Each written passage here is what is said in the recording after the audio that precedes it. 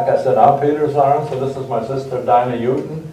And we thank you very much for coming, and also thank you for the Manlius Library for inviting us into this series of people who live in Manlius and are going to be giving their life story, so to speak. So before we start anything else, what I'd like to do is ask you to keep the questions and the comments until after the presentation, because otherwise we might get too many interruptions. So after we've done the program, please, any questions and anything like that, and we'll go right ahead and try to satisfy with an answer. This was our introductory slide, so to speak. This is the coat of arms of Latvia, and as you may have known by now, both my sister and I were born in Latvia. I was born in 1937, and we came to the United States in 1950. And I've been a resident of Manlius for over 50 years, so that kind of qualifies me for making this speech today, right? So what we did is we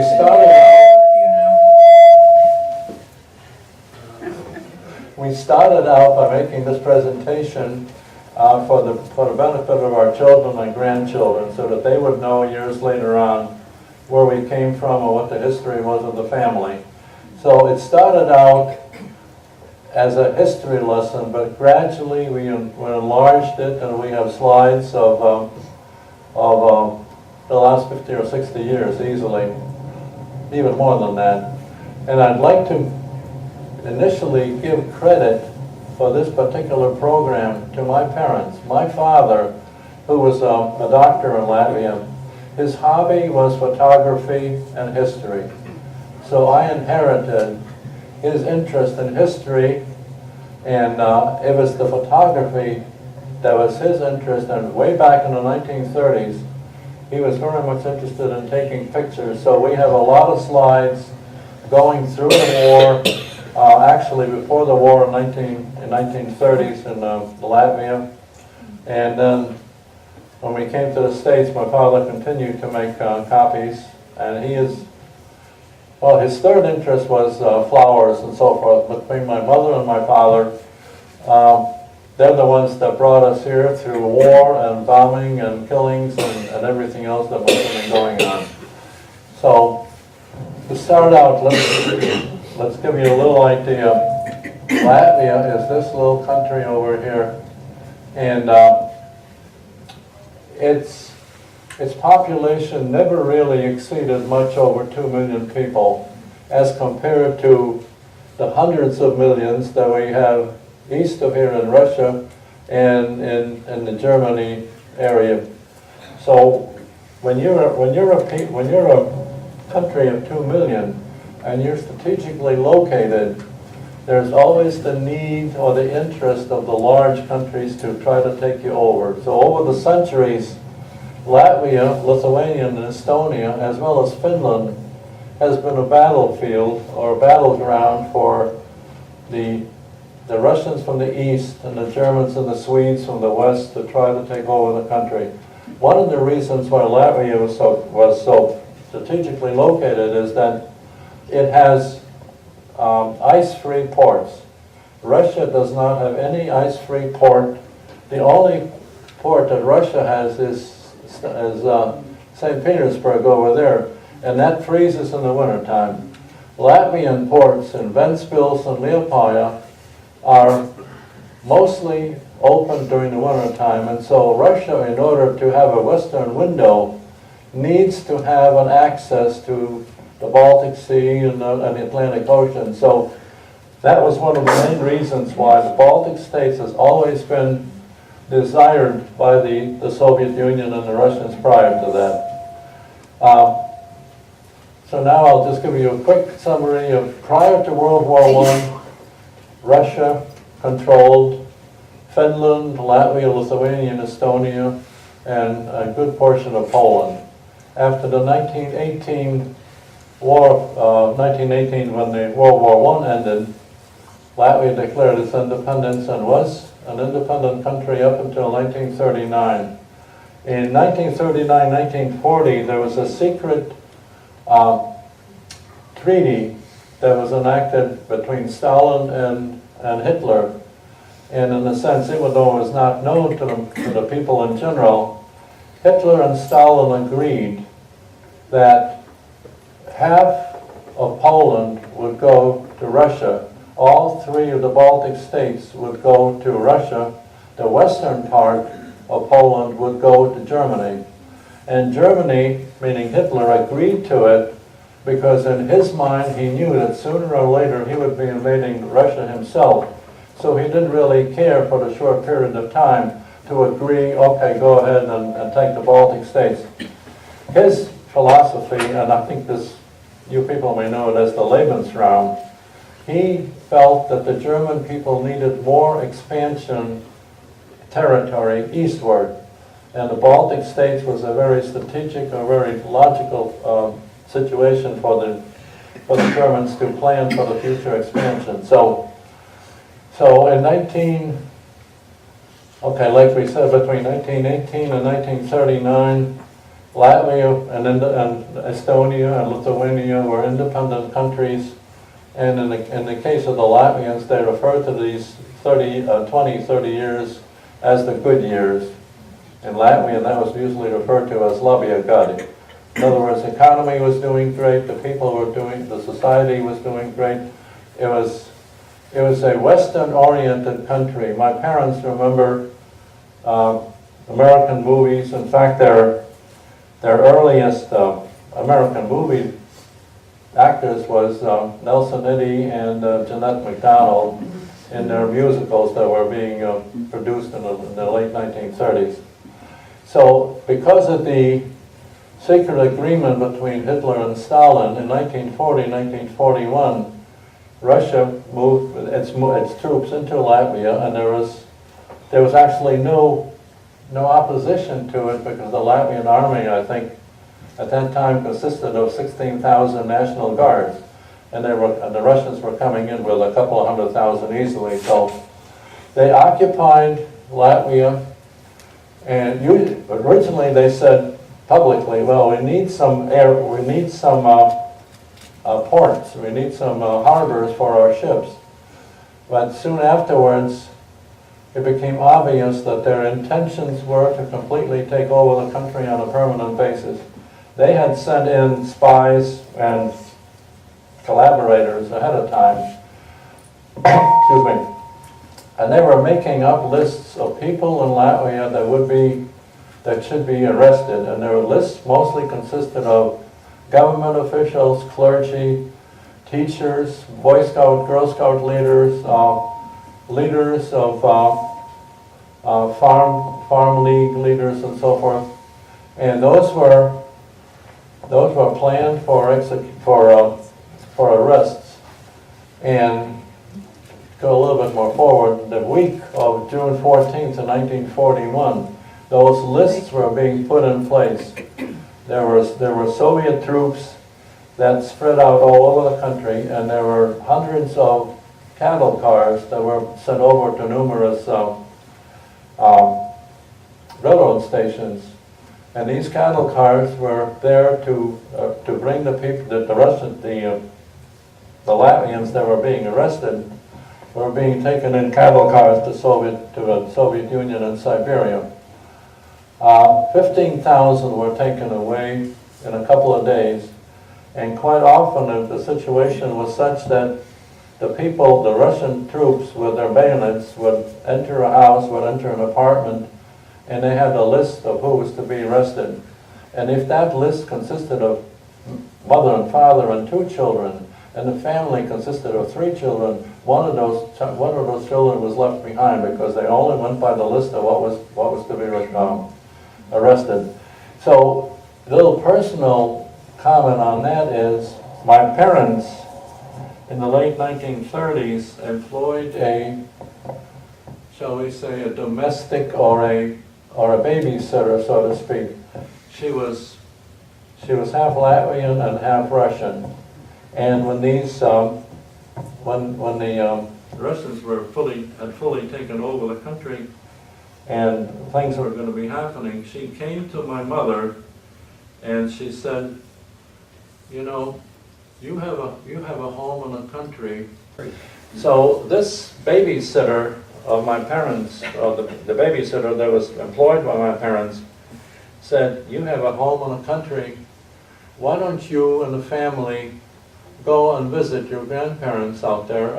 This may be, she did not specifically say what was going to happen, but the implication was leave Riga, the capital city, and because things were going to be happening. And soon afterwards, the week of June 13th and 14th, 15,000 people were being rounded up. And my parents took the hint, and they went out to, let's see, I guess later on I'll show you a copy of the, so they were in the country with my grandparents when all the arrests were going on in Riga and other major cities in Latvia. So in 1941, about a week after the arrests and deportations, Germany attacked Russia and very quickly occupied the Baltic states because their interest was to go through the Baltic states up to Leningrad. And you may have, from a history point of view, you may have heard or may have read about the 3 years that Leningrad was being surrounded and by the German army, and there was massive starvation of the people in Leningrad, which is, I think it's now known as St. Petersburg again. So, from 1941 to 1944, Latvia was under German Nazi rule. And one of the first things that happened is as soon as, well, let me back up a little bit. The military on both the Soviet, the military on both the Soviet side and also on the German side initially comes in with military troops to occupy the land. Soon afterwards, they sent in their political army units. In the case of the Germans, it was the Gestapo. In the case of the Russians, it was the Cheka or the NKVD. They're the ones that make sure that whatever groups of people in the occupied areas are undesirable to them, those people are then taken care of by the Gestapo. This is why most of the Jewish people in Latvia, Lithuania, and Estonia were deported to Nazi concentration camps, mostly to Poland. And so Germany occupied the Baltic states up until 1944 and 45. And in late 44 and early 1945, it became obvious that the Russians were on their way back into the Baltic states. And so my parents made plans to leave Latvia. And you may have heard the expression, the enemy of my enemy is my friend. In this particular case, it was like the fact that the Russians had come in first with a devastating effect on executions and arrests. The Latvian people that could felt that maybe if they escaped to Germany, their plight would be less than those who would remain behind in Latvia. So my parents made plans to leave Latvia along with my grandmother and grandfather. And here's another bit of interesting, unfortunate situation is my grandfather owned a small brick factory in the country about south of Riga. And as it became obvious that we would be leaving Latvia and trying to go westward, he decided that he would go back to the brick factory to make sure that the employees would know that his ownership and that the employees would be properly paid, and that everything would cease in the factory. Well, the night that he was supposed to turn around and come back to Riga and join his family so that we could go westward, the military, the front, moved and cut off the road that he was supposed to come back on. So as a result, we never saw him again.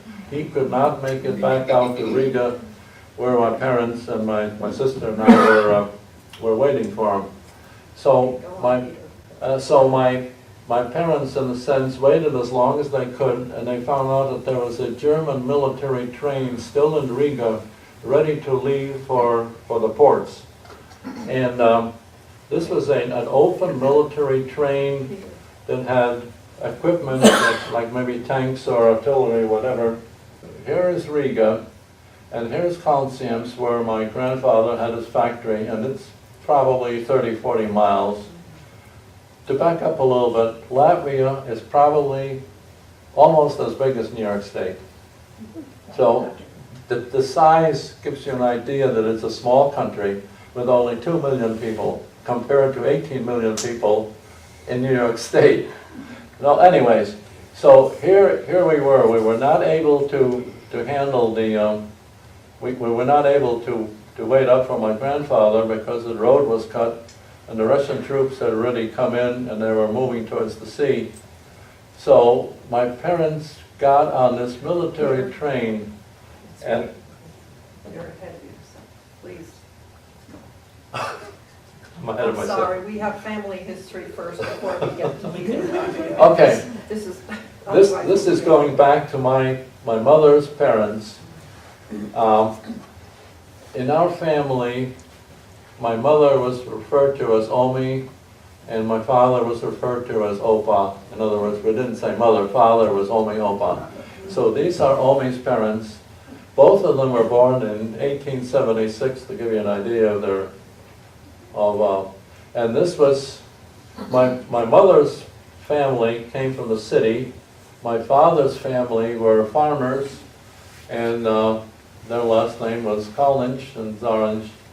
And this gives you some ideas of the countryside where my father's, my Opa's parents lived and owned. And there was my father periodically would come back to the country and he climbed up there just to, okay, my father graduated from Latvian medical school in 1932, and my mother was a math major at the University of Latvia. And then we happened to find some pictures of their wedding in 1936. And both my parents, for years, were outdoors type of people. Enjoyed cross-country skiing, backpacking through the countryside, and they also enjoyed their city life. This was the latest style in Riga, 1936. And the picture on the left is my father standing in front of the hospital in Liepāja, where both my sister and I were born. And we actually found a photo of him during one of the surgeries. He specialized in surgery in Latvia. And, well, you've never seen a 2-horsepower ambulance before, have you? And apparently it was a country road, and it was rainy and so forth, and the ambulance got stuck. So the farmers got 2 horses to pull the ambulance back out of the mud. So I thought that was a little curious thing. This was late 1930s. And here we are on the beach in Liepāja. Liepāja being on the Baltic Sea, a lot of white sands. And those of you who are NBA fans probably have heard of Kristaps Porzingis, the New York Knicks big star in the basketball. Well, anyways, he was also born in Liepāja, the same city where I was born, except 55 years later on. So anyways, here I am with my mother, and here we are. My grandparents' home in the country was on the Lielapa River, and the house was right on the river, so we had a little dock, and we enjoyed sitting in a boat, and once in a while somebody would take us in the river and push us up and down. Back in the city in Riga, okay, here's the National Opera House in Riga, and here we are in front of the statue And you're going to see that one a little bit later on again. And my sister's going to give me an opportunity to get a drink of water. When my mother died, we were cleaning out her house, and Peter found this little notebook, and was addressed to Peter and me. And in it were 61 pages, handwritten in Latvian, no paragraphs, single space, detailing his memories of life in Latvia and our escape during World War II. So this is a copy of one of the pages. So when I retired, I got hold of this notebook and I translated all of that from Latvian into English so that our family would be able to see this. And at the same time, we found all those photos and slides, and I took a course at Oasis, how to restore old photos. And I started putting together all the slides to go together with the narrative. So in the next few slides, some of it will be in his own words. So the first one is, at the end of June 1944, the Russians brutally broke through northern Lithuania in the direction of Jelgava. Toward the east, there were loud sounds of fighting. There was a battle in Jelgava, and the city apparently was on fire. The news from Riga was that everyone from the southern shores of the Lielupe should evacuate. We loaded a horse-drawn wagon with some belongings and the small children and headed westward. To be sure, the next day the Russians arrived there, and we were forced to remain under Russian rule for 18 days. So here we are. As my father's writing would indicated, they got a horse-drawn carriage or wagon, and we were going to try to escape from the Russian rule. And here I am, and here's my grandmother, and here is Daina, my sister, with her famous hat that we see years later on. Anyways, I don't know who the other people are, but this was our way of trying to escape the front, because the military was, you could actually hear the artillery in the distance as it was approaching. So here's the same wagon, horse-drawn wagon with people walking behind, and we're trying to head southwestward. And as we were on this road, moving at a slow pace, a person came towards us, and I can't remember, some recollection is that he was on a bicycle, others say that he was just walking towards us, and he said, don't be alarmed, but there was a Russian unit that crossed the river, and they're in the woods to the right of you, and anybody and everybody on the road. And before they got into the hills and into the woods, they killed 2 or 3 German soldiers, and those German soldiers are in the ditch right up in front of you. Now when you walk past these German soldiers lying there, do not show any sympathy, because you're being watched. In fact, one of the guys said, in case if you want to spit at them, that would be a good indication to the Russians, you know, that you're on their side, not on the German side. And I was 4 years old at the time, and my recollection is I saw this soldier on the side, and I remember he had a watch on. This is what a 4-year-old remembers, a watch. Okay, back in his own words, but the Germans from the other shore of the Lielupe, from Riga's direction, start artillery fire. Shells were falling nearby. We have to hide and have to travel farther. The front went over us again relatively fast. One night, Russian soldiers had broken into the main house where the women and children were. Etzes and I hid in the hay in the upper part of the barn, but old Mr. Ginters convinced the Russians that there were no young women here, for them to leave the children and old people in peace. So the Russians disappeared. The Germans regained control of this region, and we could head back by foot. But August Ginters, Omi's uncle, had stayed behind in Kalmsam's, Omi's summer home, and had been killed during heavy gunfire. So now we come back to my parents' home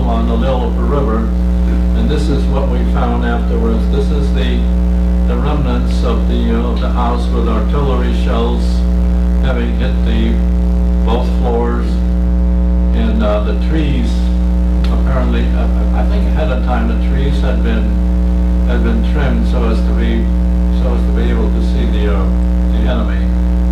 And here's the other side of that building, and here's my sister and myself standing here. And the reason I want to make a little point of this particular part of the summer home of my grandparents, my grandfather, who was the owner of the brick factory, he had set up a small art gallery when he was supporting and encouraging Latvian painters. And this particular room was filled with paintings on the walls. And when the Russians came in, they immediately destroyed all of the paintings because they said the people's paradise does not need or does not require such decadent things as paintings on the walls. And so that was an indication of where the Russian culture was. I'm sorry, are you hearing them back? Yes. I should have been moving the mic. Back in his on October 4th, 1944 in Riga, I, with hundreds of other young Latvian men, were detained by the German military police. We were brought to the Riga Castle Square. Armed German police and soldiers took us through the streets of Riga as if we had been arrested. We found that we would be sent on the night ship to Germany to work, and that Riga would be surrendered to the Russians. I thought about my family, that I will never see them again. I explained to the German officer that I already had border crossing permits for my entire family, that my wife was a nurse, which was not true, and her father an engineer, and that they would also be useful in Germany. The captain agreed that I should go home and get the rest of my family. The officer said, "Jawohl, gehen Sie, and kommen Sie alle zurück in the Abend." Please come back in the evening. Okay. Now this is a little map of the advances of the Russian troops who are coming in, and the Russian troops are also moving westward, cutting off this part of Latvia, and there's Lithuania down below. So in order to escape Kalnsiems or Riga, our only choice was to try to make it to the port of Ventspils, which I understand was at that point a very busy port for refugees. Quite a few of them tried to make it across the Baltic Sea to Sweden, because the short distance in this direction westward was Sweden. But most of the ships were going southward or southwestward towards Danzig, which was at that time occupied by Germans. So this is where I think I got ahead of time. I was describing how when we were still in the Riga port, my father got onto a military transport, and we actually took the train from Riga to Ventspils, sitting next to or leaning against some German tanks or whatever the heavy military was. There was nobody on the train to even control to see who's coming on, who's getting off. It was just one of those desperation things where somebody told them, take this train and go westward, and so the train went westward. And we got as far as Ventspils, and there, my father, again, being very energetic and full of ideas, he got up to one of the German hospital ships that was in the port. And here's the story that it does not really have a full ending to it. My father kept referring to the ship that he got us on as the German hospital ship Gotland. But in the history books, the German hospital ship Gottlieb went from Ventspils across the Baltic Sea to Danzig a number of times. That particular ship, we took the ship in October 1944. And he got on a ship by promising to be a doctor for the wounded aboard the ship. The same ship went back and was sunk in February of 1945, and according to history books, it is the world's biggest, most tragic maritime disaster because over 8,000 people drowned from that hospital ship, which was called the Gottlieb in 1945. And including in there were a lot of doctors and a lot of nurses that were trying to escape. So anyways, we finally got to Danzig and somehow found a freight train through Poland, bypassing Berlin and going to western Germany, or the Ruhr. And when we got to the Ruhr area, my parents left the train. You gotta keep in mind, by this time, you got on and off trains with almost no authorization, no tickets. If you had the guts and the encouragement and the chutzpah, so to speak, to get on a train, you could do it. And we got as far as the Ruhr, where the German authorities, or whatever, the ones in charge of refugees, took a picture of my mother and father to identify them, and they were told that there are too many refugees in the Ruhr, that you had to leave. And my father said, yes, we already have an address for some people in Austria. And the Germans said, great, get out of here and go down to Austria. So, in his own words, all the train wagons were full. Even the doorways were plastered with travelers. Windows are open, and we hand the suitcases in through the windows, push the children into the doorway of the wagon. Omi and I get onto the steps and pull up Omi's mother. We have to transfer to another station to get a train to Munich. We walk in dark, raining, muddy, bombed-out streets. From Munich, our train eventually gets us to southern Austria. now let's follow the geography. From Riga by the military train to Ventspils, the port, by hospital ship to Danzig, which at that time was occupied by the Germans, and another train through Poland, through Germany, into the Ruhr area, where they said, get out of here, there's too many refugees, we don't need you. And we had this address for some people that we knew from Latvia down in Austria. I think it's called Brechstein. So we arrived in Austria, and they didn't even know that anybody was coming. So we were put up in this mountainous house in the Alps, where it was very snowy and cold, with not much to eat. And so there were some photos that my father took of Austrian. As you can see, not all of Austria, not all of the Alps are snow-covered. Just moving a little bit westward, we found the Alps that were not snow-covered, and You can see my father liked to take photos. Yeah, that's great. Slides, color slides from that era. In his own words, bombing alarms sounded almost every day, forcing us into bomb shelters.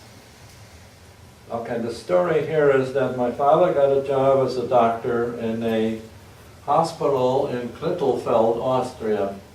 And the hospital was maybe 2 or 3 miles out of town. And there was an Allied bombing raid that came and pretty much saturated Klittelfeld with bombs. And he took this picture, he saw the bomb explosion and the smoke.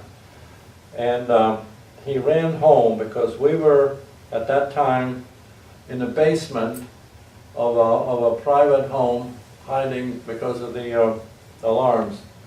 And when he got there, he found out that the house that we were in the basement was still intact, but the house right next to it, this is the house that had a direct bomb hit right next to it. And there was another bomb hole in the garden behind that house. So we were so fortunate to be able to escape this direct bombing. Are you going to take this? No. Leaving Austria, with the Russian army quickly advancing from the east through Hungary, Opa insisted that we try to leave Austria for southern Germany. Mrs. Liepinch, who traveled with us, was a Latvian German with perfect German language and was therefore able to bribe train officials with hard liquor, always a good currency in time of war, to obtain one additional freight train car to attach to a camouflage train bound for Germany. And you gotta realize this. This is the train, this is the car that she got attached to the train. This is the end of the train, which is camouflaged with wood, with tree branches. The train itself is quite long, and this is the last wagon that we got because she had enough liquor to bribe the officials. And here I am, and here's my mother, and I think... I'm hiding. Are you hiding? Yes. Okay. And shortly after leaving that particular location, there was another bombing raid coming along, and the train, I think it partially went into a tunnel, and to wait until the bombing raid was over. But we got out of the train for a look-see, so to speak.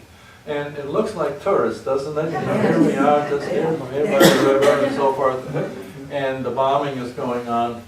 And here's that same hat that my sister had while And you can see a Latvia. four-year-old enjoys the moment. They're not worried about anything as long as their parents, family are with them. Okay. In Salzburg, Austria, we had to argue with and bribe officials again so that they would allow us to enter Germany. Our bribes were again successful. When we reached Wasserburg, Germany, everyone had to get off the train because the railroad to Northwest had been recently bombed. In his own words, I believe that it was April 25th, 1945 that we were freed. I remember the morning well when the first American soldiers arrived at the barracks. Soon we heard that one day after our train traveled through Bischofshofen, the city had been leveled by American bombs. So the indication was, you know, that, and just a personal observation, in times of war, money, paper money means very little. If you can trade with liquor, if you can trade with cigarettes, a lot can be accomplished. So, and in Wasserburg is when the war ended, and the American Army took over, and my parents got in touch with the American forces that were there, and at that time the Americans were overwhelmed with refugees all over Eastern Europe, Western Europe. There were so many refugees from Poland, Ukraine, Latvia, Lithuania, Estonia, Eastern Germany, Hungary, and Romania, and so forth, that the Americans did not know who was who and what to do with the different nationalities, so they would be hiring people who had foreign language abilities to try to sort out who's in what particular category as far as languages are concerned. So the German army, not the German army, the American army gave us this house with another Latvian family who were also doing some sorting of refugees, and my mother spoke very little Russian. She spoke very little English. She spoke a lot of German. She spoke Latvian. So she was one of the people who was trying to figure out who the people were that were being in the refugee camps. So this particular house had belonged to a Nazi family, and the American Army had to station 2 Ukrainian refugees, 2 young Ukrainians, as guards outside this house because the Nazis were threatening that they were going to come back and take the house back from our family. So, and This is a photo that I like to show because you can see Peter has ribs showing. This shows that we didn't have much to eat in the past year or so. now, after Wasserburg and the sorting of the refugees, we moved on to a Latvian Lithuanian displaced persons camp in the town of Mildorf, which was south of Munich. It was a small, as far as refugee camps goes, it was fairly small, maybe 200 or 300 or 400 people at the most. And they were made up of Latvians and Lithuanians. And soon afterwards, the American Army, the American authorities, said, okay, this is your camp, you establish your own leadership, you establish your own way of life, you establish who's going to be in charge. We, the American Army, will supply you the basic necessities and food so that you can, in a sense, plan for your future. So my life in Mildorf, the DP camp, was here I am going to school with some books in hand, and there was a lot of activity, a lot of emphasis on sports. And here I am high jumping, and my sister found her grade school Report card. and it indicated not only the subjects that she was to be taking, but also the grades that she had achieved and the number of teachers. Here were the Latvian teachers. 5 is the highest you can achieve. It's high is the highest, 5 is the highest, 2 is the lowest. As you can see, this, I think it's all 5s, right? Did you get any 4s? No, there's some 4s in there. So, just going back to that camp and the teaching, the schooling, the teachers that I had were the most fantastic collection because quite a few of them were escapees from Latvian universities and so forth. So my teaching in the Latvian camps there, even in the 6th and 7th grade, I was exposed to geometry, algebra, trigonometry, and history, and a couple of languages. And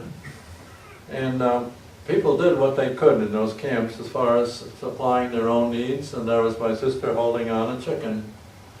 And so we were in the camps between 1946 and 1949. In 1949, we were, by 1949, there was a lot of emigration, a lot of movement going on. Countries like Canada, Australia, New Zealand, America, and South America, even France, I believe, and England, were taking immigrants as long as the immigrant had a sponsor. You could not just go to a country and say, you know, please, I want to come to this country. You had to have a sponsorship. So my father knew a fraternity brother of his who had come to the United States in 1949 in Boston. And this fraternity brother, talked and convinced a lady in Brookline, Massachusetts, to sponsor my family to come to the United States. So with some delays in Munich, by March of 1950, we were on our way to Bremen, and as the caption says, we got our little caption, we got our little identification, so you know who you are and what particular ship you're going to be going on. And these ships that were coming to the United States were old, they were the previous Liberty ships. The Liberty ships that had been going back and forth during the war. So our Liberty ship was the USS General Hahn. And here I am in a life raft, life jacket. My memories from that time are that women and children were separated in one big room and men were in another room in the ship. A lot of people were getting seasick, but I did not get seasick. I was running around, and my memory is that we had these triple bunk beds, these metal, and I could see bed bugs in the crevices.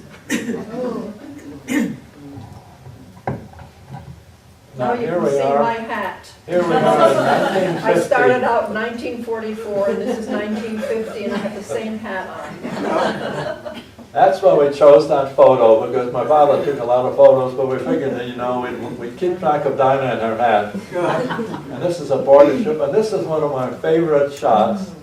We arrived on April 6, 1950 in New York City.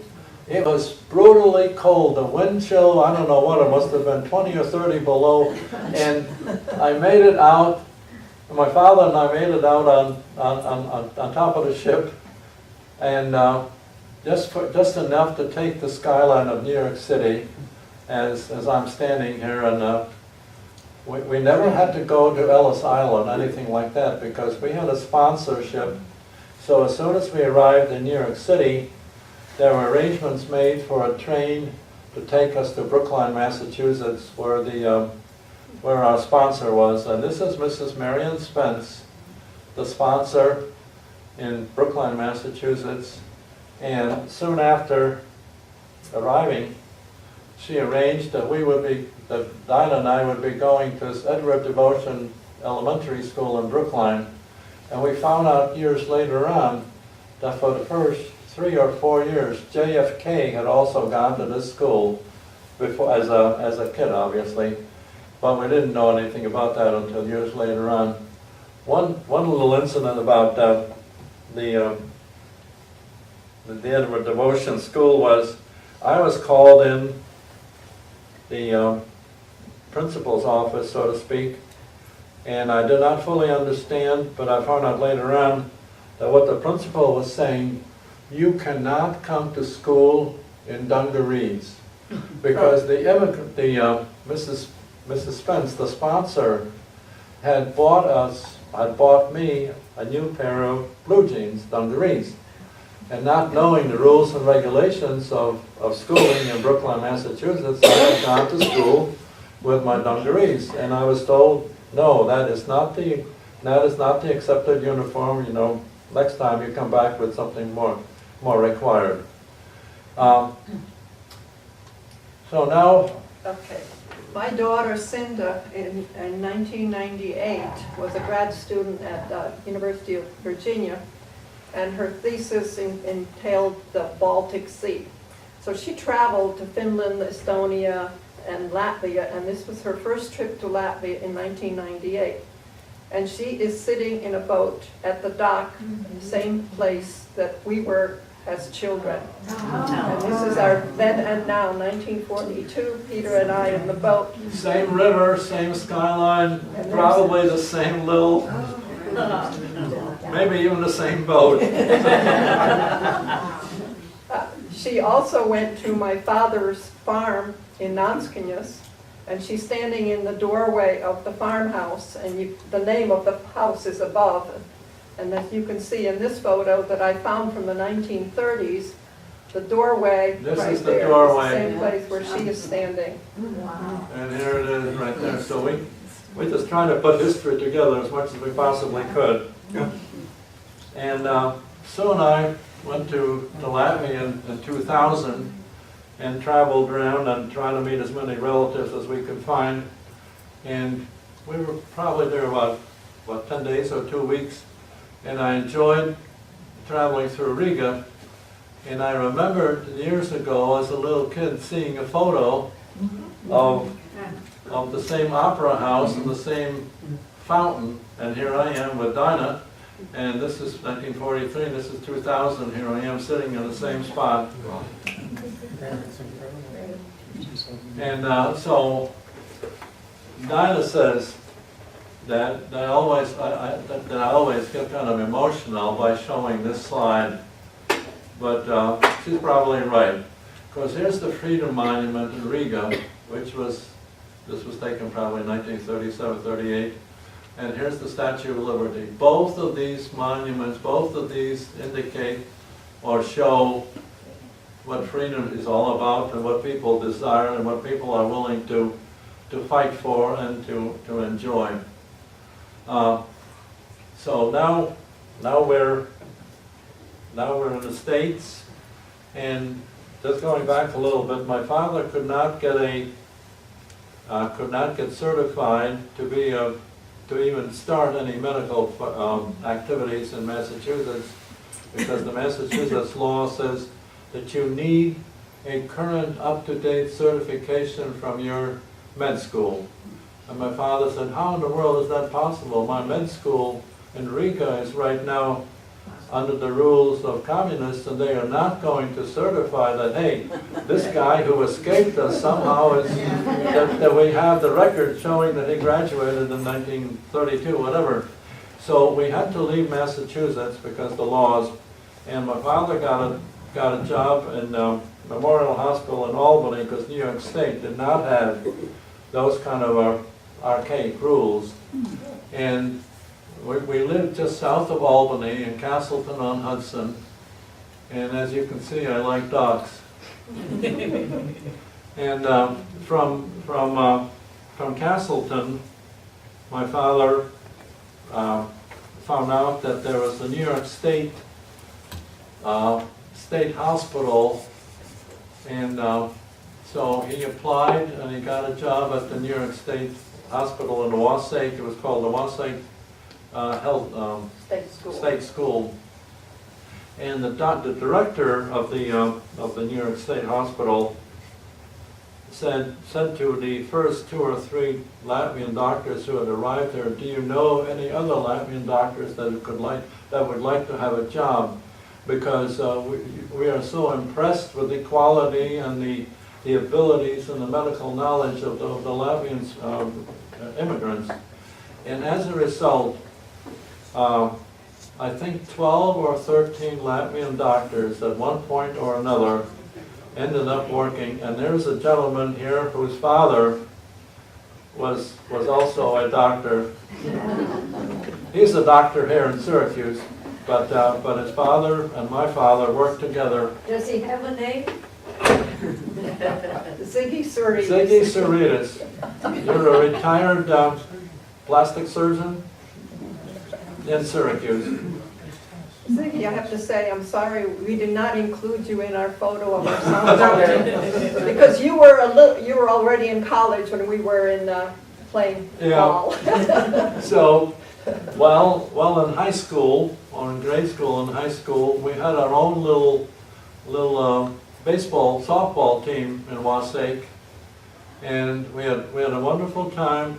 We went to Dover Plains High School just outside of Wassake, with a small school, but enjoyable.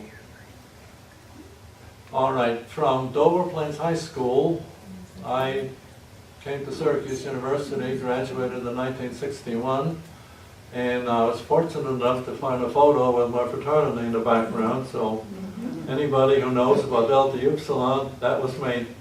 And my sister graduated in 1962, also from Syracuse University, but we could not find a photo that showed her as being a member of the Tri Delta. So it's in front of the Tri Delta house in Syracuse, but no. From 1961, there was a little incident where I found out through my draft board in Poughkeepsie that I was going to be drafted in the U.S. Army, because I had dropped one graduate course, and by having dropped one graduate course and not having picked up another one, I was slightly below the minimum required credits to continue being a full-time graduate student. So my draft board said, "You're going to be drafted." So that next afternoon, I drove to Buffalo and I signed up for the Naval Reserves. Okay, 1962, I was in the Navy, and that's our picture of the wedding day on the left, and the wedding day on the right is with my parents and Sue. And I enjoyed it sounds silly to say, but I enjoyed my 2 years in the military because I had shore duty in the Navy. The 2 years that I was in active duty, I got on a ship twice, once to have a weekend trip from Norfolk, Virginia to New York City, where the Admiral was going to make a speech, a political speech. The other trip was from Norfolk, Virginia down to Jacksonville to the Mayport Naval Base, where, again, I think he was doing some public relationing. And I was assigned to an Admiral's staff, and we lived offshore, loved offshore. So after 2 years in the Navy, we were looking for jobs, and we ended up in Cincinnati, Ohio. I spent 2 years with Procter Gamble. So here's a little, we had to switch plates. From my New York State plate, we had to switch to the Ohio plates. And this was my convertible at the time. Peter, you're gonna run out of time here. No, It's an hour. we're fine. We're fine, right? Okay. Okay. The So- photo on the left, I'm also in that photo. At the time, I was a grad student at Indiana University Medical Center, so I drove down to visit them in Cincinnati. On to Syracuse. Okay, now, after 2 years in Cincinnati, which I found out to be too hot, too sticky, too humid, we could not handle living right alongside the Ohio River because the summers were unbearably humid. So we said, hey, both of us have been in Syracuse University, both of us enjoyed upstate New York, let's come back to upstate New York.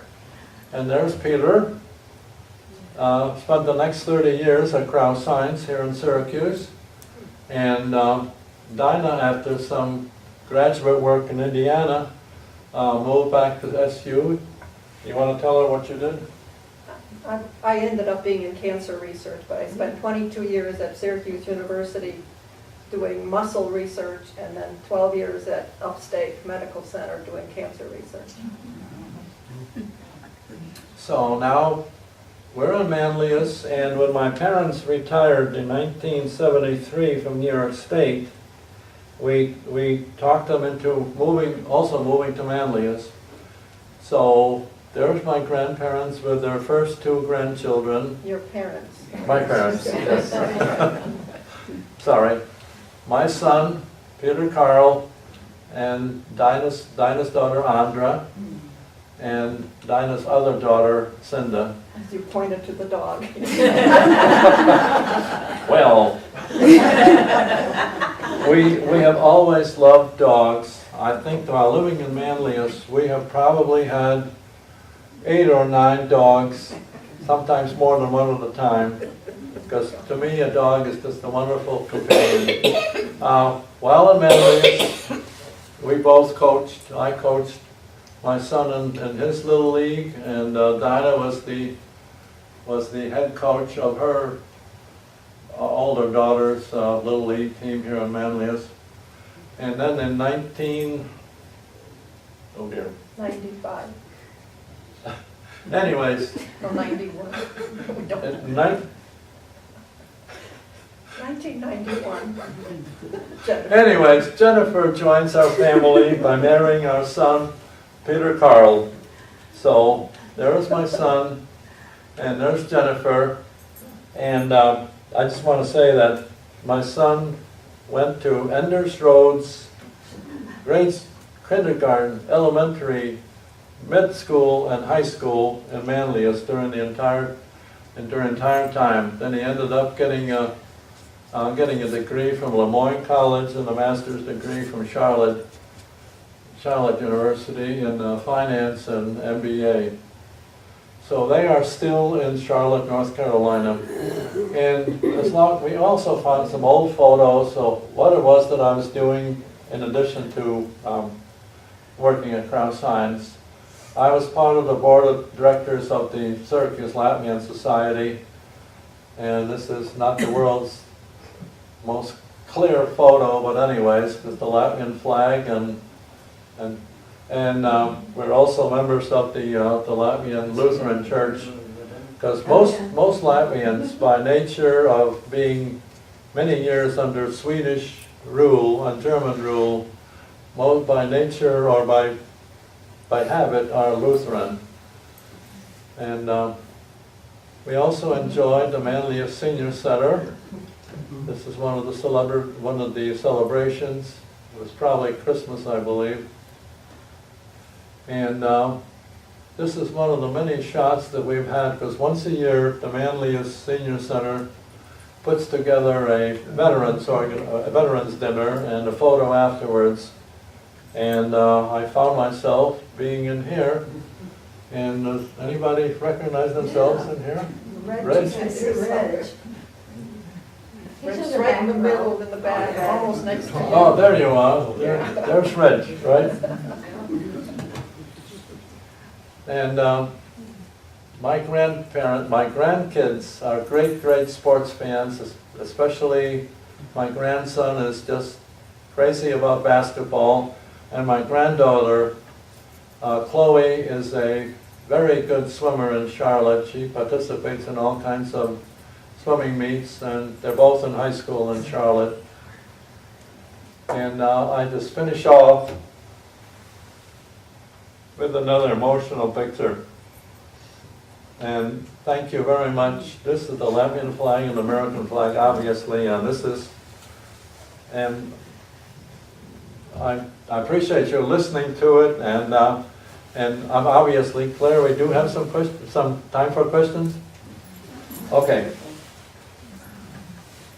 Now, let's see if we can hear some questions of anybody that would like to have something clarified. When you were in Germany as a child going to school, what was the language of instruction? Was it German? In Germany? Yeah. No. No, it was Latvian? In Latvian, no, the camps was all in Latvian language. I see.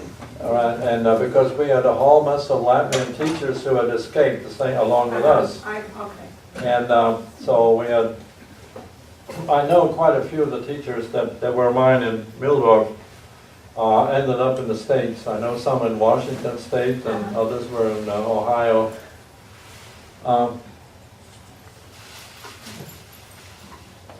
Yes? Have you ever considered selling your story to a movie producer? Not really. I guess I don't have the right Hollywood connections. I think you got a story there.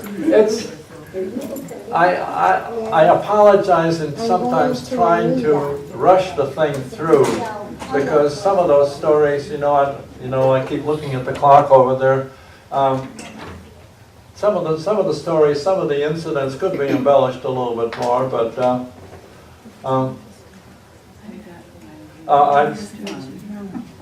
go ahead. What? Any other? Claire? So did your parents ever return to Latvia, and did they talk to you when you were younger about their lives before you found the memoir book?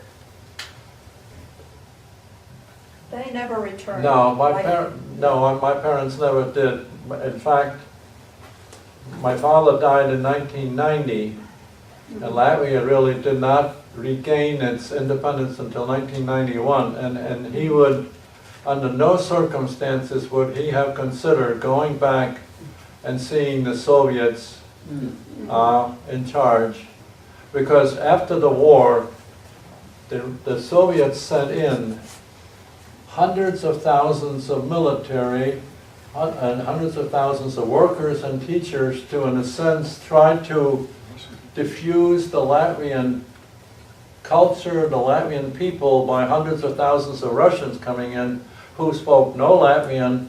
So as a result, for years afterwards, most of the teaching was done in the Russian language, and it was difficult for the Latvians to maintain their language as a minority, almost as a minority.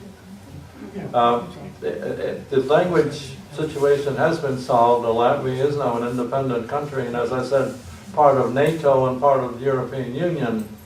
But it still has a minor problem with some Russians on the second and third generation saying, hey, you know, I'm being discriminated against. But yet, however, 1991 and 1992, every Russian that had been forced into Latvia was given an opportunity to go back to Russia.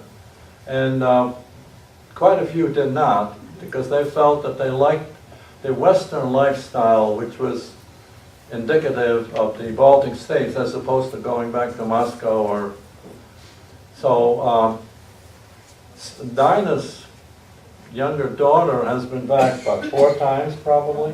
5, she went twice last year. So. Yeah. She loves her relatives in Latvia, and she's a rowing coach up in Vancouver, Canada, and she's trying to help the rowing Latvian rowers and sending them oars and getting into paddle boards, and so she's more Latvian than I am at this point, I think. Even though she doesn't speak Latvian, she's trying to. I can hardly understand her when she tries, so. It is not an easy language to learn, because Latvian by history is associated only with Lithuanian people as a unit. Latvians, Lithuanians go back to having the same background and the same language, the same as Estonians and Finns. Finland and Estonia are part of the same ethnic group. Neither is Slavic, and neither is Germanic or Romance. It's a tiny little groups, Indo-European countries that in a sense were stuck in between the major populations. Give them a sample of what Latvian sounds like by Daina, Let Ziggy you talking to... Ziggy can talk with Peter. Oh, okay. Labrīt, kā tev klājās, Pēter? Paldies, ļoti patīkam, ka tu atbrauc pie manis šodien, lai mēs varētu sarunāties. I said, hello, Peter, how are you doing today? And you said... And I said, well, thank you for coming here, and I appreciate being able to talk to you. And Or Labas. Labdien, Labas. Labas. Yeah. There's a lady who recognizes Lithuanian, so over the centuries, you know, Latvians and Lithuanians gradually moved apart to the point where the language basis is the same, but we would have difficulty understanding one another, right? Well, I don't speak Lithuanian because we spoke German in the home. Oh, really? And so I never, my stepmother was Lithuanian, and I picked up a little Lithuanian, but I don't speak it. Well, quite a few Latvians over the centuries were also forced to speak German because the Swedes and the Germans were moving eastward, and they occupied the Baltic states. And quite a few of the Germans, when they moved eastward, they simply said, hey, I'm not going to learn your language, you better learn my language. So Latvian and German, over the last 800 years, has been kind of, the relationships have been kind of mixed up or related. I have a question for Daina. I mean, you were young, you were 9 when you came here, but how did you keep it up that you could translate? Well, we always, with my parents, since when they moved to Wasake after they retired, and I moved to Syracuse a couple of years later, every night we'd be together and we'd talk in Latvian. And we would talk about the war. I mean, there was a lot of talking, we have memories, but we never had anything written down, and we always were saying, oh, you should tape this or something. So my language is not as good as Peter's, because Peter's much more involved in the Latvian society and the church. Well, And I was younger and I was more Americanized, I think. Language, I think, always was very easy for me because I easily picked up German, I easily picked up English, and if somebody had given me the opportunity, I probably could have picked up any other language. Just a couple of little quickies. Back in Brookline, Massachusetts, our sponsor, Mrs. Spence, said, we're going to have some friends coming over. She's going to have some friends coming over to meet you. And one of the ladies asked my father during the little afternoon coffee hour, and doctor, when are you going to be shipping your furniture from Latvia? I don't think my father understood the question initially, but this lady thought that, hey, you can go back to Latvia and get your furniture over and so forth.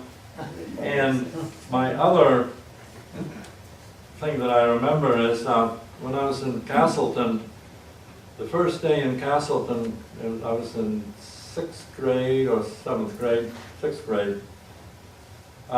The teacher said, now class, this is Peter, he's going to be a new student, he's from Latvia. A couple of years from now in high school, when you kids will be learning Latin, Peter is going to be well ahead of you. Because he already speaks Latin. So this gives you the idea of what we were sometimes subjected to. Latin and Latvian, hey, it sounds alike. One other quickie, as long as... Claire, how much? Claire, are you okay? You got it. I would probably give people the opportunity to leave in about 5 minutes. Okay. 5 minutes. Okay. When I was being interviewed along with my parents for the Brookline, Massachusetts in the school, the teacher or the administrator said, "Now you have already finished 7th grade in Germany. However, we feel that your education probably has not been too well along. So therefore, we're going to put you back 1 year. You're going to be going back to 7th grade in Brookline again." And so I didn't say anything because I really had geometry and physics and chemistry and so forth and algebra. And so the first evening as I got home, my mother said, "Where's your homework?" And I said, "They didn't give me any." And she said, "Well, what did you learn?" And I said, "I don't know, because the teacher spent most of the day reading to us." For hours, the teacher sat in front of the class and read. So the educational contrast between grade school in Latvian schools and grade school in America at that time in 1950 was quite severe. When you traveled so frequently to leave the countries, where were these photographs in this memory book? I mean, were you able to take things with you when you were traveling all over? Where did your father and mother have the book and all the photographs with them all the time you were traveling? These are photographs and slides, and they took them with it. They had rolls of film, and they were developed somewhere, I think in the US most of the time.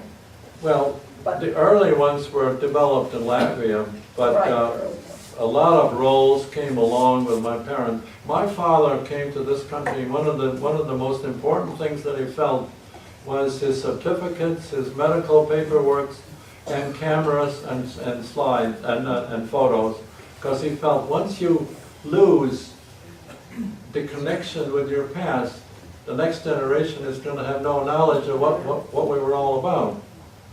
I have digitized all of these documents now, and I have everything in history. I'm trying to do a family history with everything. Peter? 42 to 44.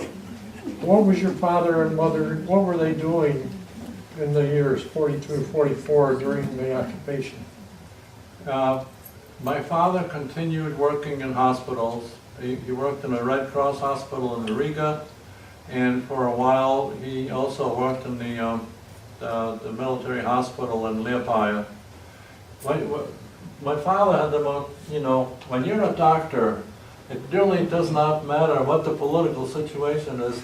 In the war, a doctor is one of the most important people you can have, or you can know, or you can employ. So he was always employed. He started out as a surgeon, and then years later on, when he came to this country, he switched over to psychiatry and general medical with the New York State. I want to make one comment before you get the last one. I've lived here more than 40 years now, and I have to say, Manlius, I love Manlius. The Manlius Senior Center is wonderful. The library is wonderful. And even with this deep freeze that we just went through, we're still here. We didn't go to Florida. We like being here. So I appreciate, from my side, we love America. Right. Did you ever witness any atrocities when you were over in Latvia? Like war atrocities? Atrocities? Yeah, did you ever witness any war crimes or war atrocities? There were a lot of atrocities in Latvia as well as in any other country that was occupied by both. Did you First witness of all, any? sorry? Did you witness any? No. Other than the fact that the 3 German soldiers were lying dead while the Russians were marching out of the bushes, no. The Russians came in first, and when they occupied the area initially, they executed a good portion of the Latvian military, especially the officers. The officers were, in a sense, pretended it was a campaign that said, you come on over there, we're going to have a little military training and so forth, and they were executed when they joined up there. The Nazis executed people who also opposed Nazi rule in Latvia, because there was always an underground movement in Latvia about, you stay out of my country regardless of who you are. And as soon as the Gestapo would find out about some of this stuff, it did not have to be Jewish or anybody else. If you were opposed to the Nazi rule in any of the occupied countries, you did not live long. But as far as personally, no, I'm not familiar with any, not that I've seen. The most unfortunate thing is that my grandfather was going to meet with us, and that one night that he went back to talk to his people in the brick factory. Oh, I got one other quickie story. We'll be here forever. One other, and then I promise. When the Germans came in, my father had 2 tugboats and a couple of barges that were transporting the bricks back and forth up and down the Lillepa River. And soon afterwards, the Germans took his 2 tugboats. And my grandfather went up to whoever the commandants were in charge and said, well, you can't take it, this is my private property. And the German said, look, as soon as we win the war, we will pay you for these 2 boats. I'm still waiting.